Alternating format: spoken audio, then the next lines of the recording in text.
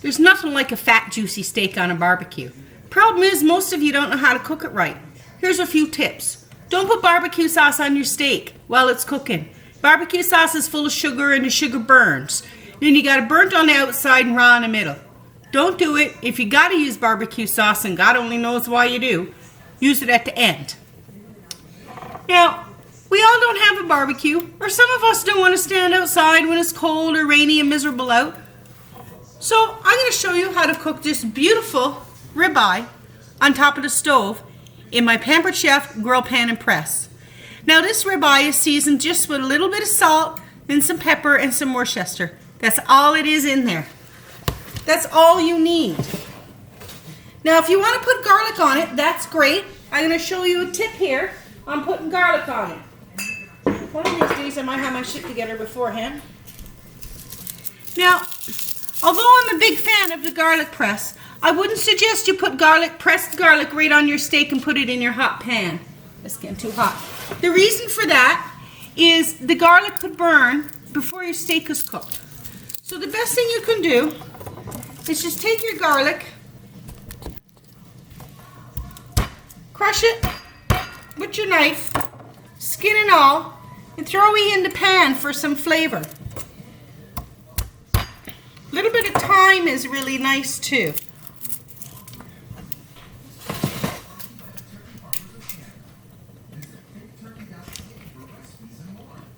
So now that my pan is nice and hot, it's got a little bit of oil in it, but not much, because it's non-stick.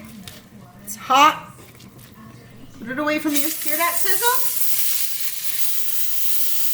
If you don't hear that sizzle on your pan, it's not hot enough.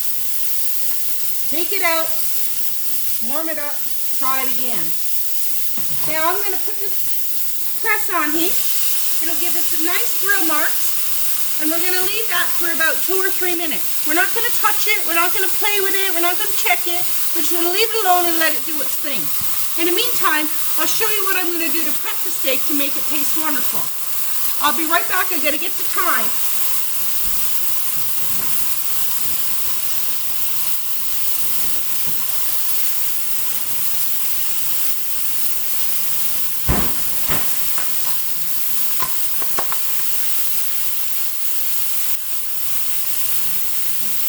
Just got a tad bit of thyme here. So we're going to put the fresh thyme right in the pan with this crushed garlic.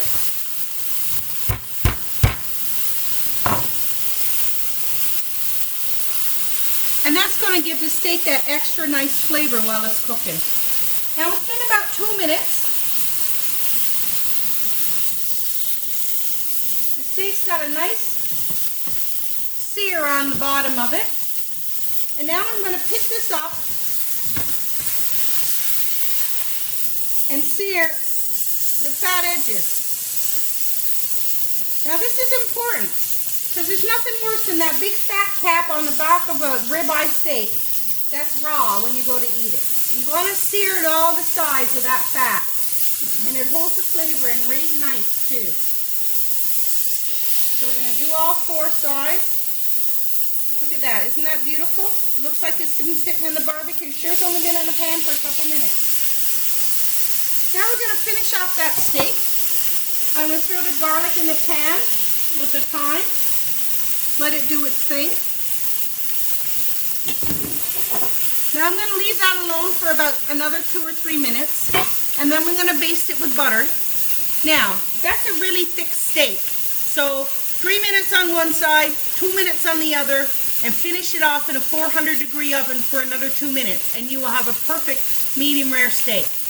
Now, for those of you who aren't quite sure on how to check the steak with this or this, we've got the beautiful, wonderful instant read thermometer from Pampered Chef. He comes out like that, sticks them in, thermometers it. It's also got a probe. The nice thing about this, so you can put it on a turkey or a roast and leave it in while it's cooking, because this magnets to your stove. So you magnet to the stove, you put the probe in the meat. You don't have to open the stove to see how it's how the thing is cooking and check the temperature. So you're not going to let all your heat out. Now I got heat cooking at a nice medium-high heat. I'm going to check him now. It's still quite rare, so that's my cue to make sure I put them in the oven for a couple minutes. So I'm going to throw my butter in the pan, and we're going to flip it up just like we did with the scallop, and we're going to baste that. Now the butter should turn a nice golden brown.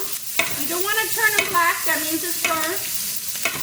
When your pan's too hot, take it off the heat and do it. Now that garlic flavor from that garlic is going to rub through that meat quite nice.